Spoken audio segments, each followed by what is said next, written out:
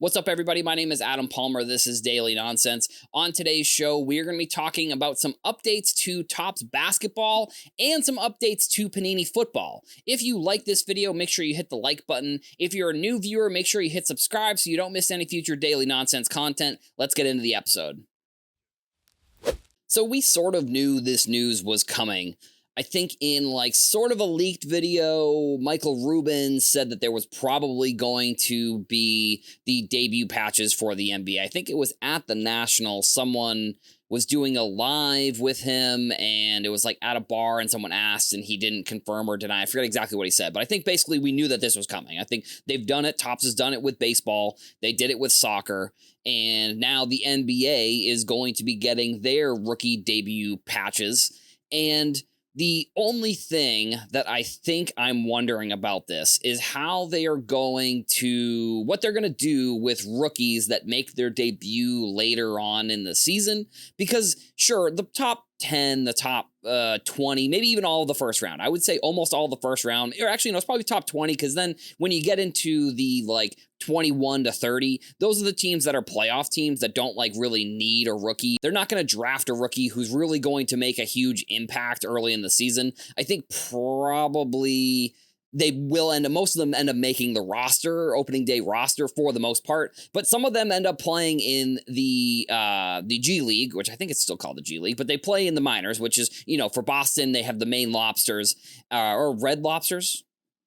Red Claws. No, they're the Red Claws, not the Lobsters. What am I even talking about here? But either way, so I wonder if there's going to be a date where players can make their debut if they get included in that year's product, or if they get included in the next year's product, because that is something that happens in the NBA. I mean, we saw it with, and these players are not in the NBA anymore, unfortunately, but Kendrick Nunn and Taco Fall, they had their Prizm rookie cards in Chronicles. So they weren't in the original Prizm set. So also this sort of, I guess we've seen the images from the new Topps release that's coming out. At this point, I guess it's coming out in about a week, probably right around the start of the season. And we really have only seen that this is going to be essentially a Series 1, not calling it Series 1 or Series 2. So the flagship set will probably be only one product. And then there also will be Topps Chrome, which is where, if I had to guess, because of what they did with baseball, that's where these debut patches are going to go. We also got the images of Cooper Flagg's rookie card. They have done some of the case hit inserts, which I think are going to be pretty popular out of this product. There's going to be a ton of them. I've talked about that on previous episodes, where I hope that they're going to do just a ton of this product. I think that they are going to do that. So if you're pre-ordering, I don't know if it's necessarily the best idea to try and pay double for a hobby box, because I have a feeling once this product comes out, there's going to be a ton of it. And I don't think that this product is going to be the one where we see these debut patches. I think we do see them in Topps Chrome, like I said, just because that's what they've done with the other sports. At least that's what I hope they do, because if they put the debut patches in any other product, I don't think that's a great idea. I think Topps Chrome would be the best idea. So basically, to kind of wrap up this part of the topic today, it will be interesting to see what they decide to do with some of the second rounders, and what they decide to do with some of the lower picks who maybe go and play in the G League, where, in other sports, well, in baseball specifically, because this is kind of a big thing in baseball. It's there is a deadline of when players make their debut, if they get included in that year's product or the next year's product. So I don't know if that's going to be the case here for the NBA. I guess in theory, I haven't necessarily looked into the percentage of rookies that make their debut and when they can be included. But it's if they're not making their debut, or if they're injured, because that's another thing. It's if they're injured, I guess in theory, they could just be putting them into that year's product if they are, making their debut.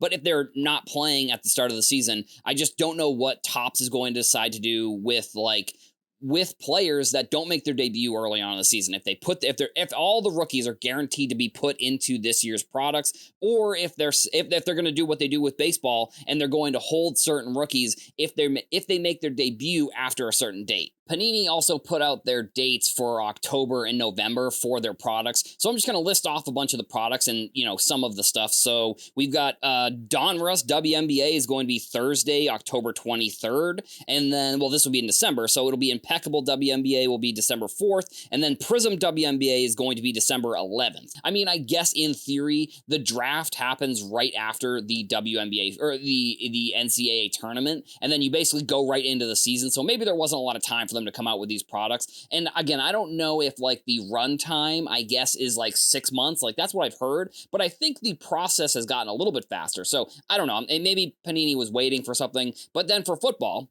you've got Absolute Football on Friday, October 31st. That's going to be with the extended Kaboom checklist with the new purple Kabooms, which I guess we're still waiting on if those are going to be numbered or if those are just going to be how you have a base and a silver and the silvers aren't numbered. Then you have Certified Football on November 5th, and then you have Mosaic Football on November 7th, and then Prizm Football is November 12th. And there's more just variations of those other products that are in those other dates. That first week in November is going to be extremely busy for the NFL with all of those 2025 products coming out. Prizm being, obviously I think the biggest one, and we're seeing the new design. We've already seen the new design for this year's Prizm, and we know that, I think there's going to be autographs for Travis Hunter and Shedeur Sanders. I know Shedeur Sanders is still the backup, but with Joe Flacco getting traded, he is now one or two bad starts away from Dylan Gabriel from being the starter. It's going to be a very busy end of October and then beginning of November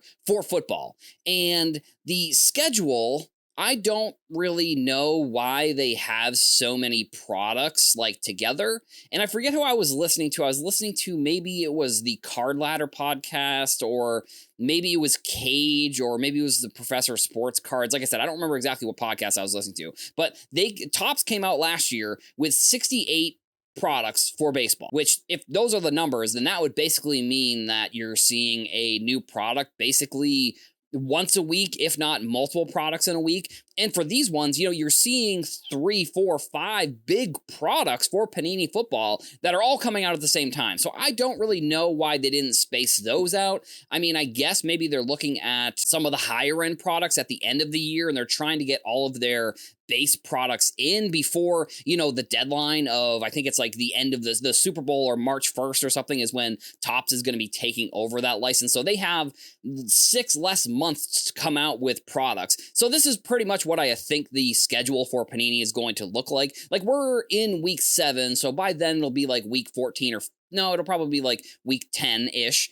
So, you're going to have only another 6 months worth of products for Panini for football. And I think this list basically confirms that there are going to be no Panini basketball products. And I know that I was speculating on this show for a little bit that I thought that they were going to be coming out with some basketball products after that October deadline. Clearly, they're not going to. And I don't know, I know that there's a lawsuit going on with Panini and Fanatics, which in theory could lead to Panini making basketball cards again. I mean, and it's I think the lawsuit, I'm pretty sure, is going on between the Players Association also. So it's the Players Association might look at the lawsuit and be well, we don't even want Panini making these products in the first place. So it's sure, maybe Fanatics stepped in a little bit too quickly here to try and get that license, and that's an issue. But maybe the Players Association looks at it and says, we don't even want Panini making the cards anyways. The rest of the football season is going to be just jam-packed with products. We're going to get National Treasures. We're going to get Contenders. We're going to get, I would imagine we probably get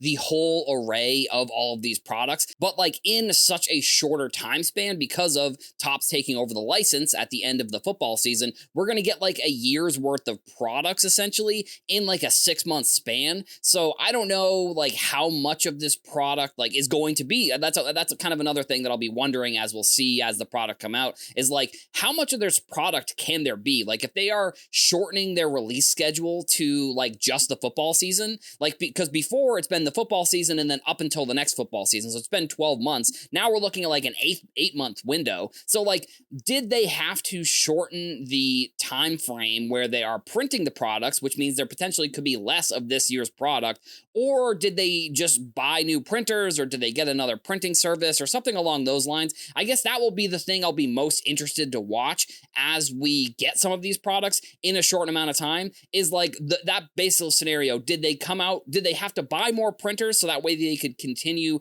the increase of the print run? Or because of the shortened time span, did they have to come out with less product, which in theory might actually be a good thing for this draft class? Today, make sure you leave a comment. Let us know what you thought about today's topics. Also, come back here to the Sports Card Nonsense YouTube channel every day for more daily nonsense. Thank you all for watching, and I'll see you in the next one.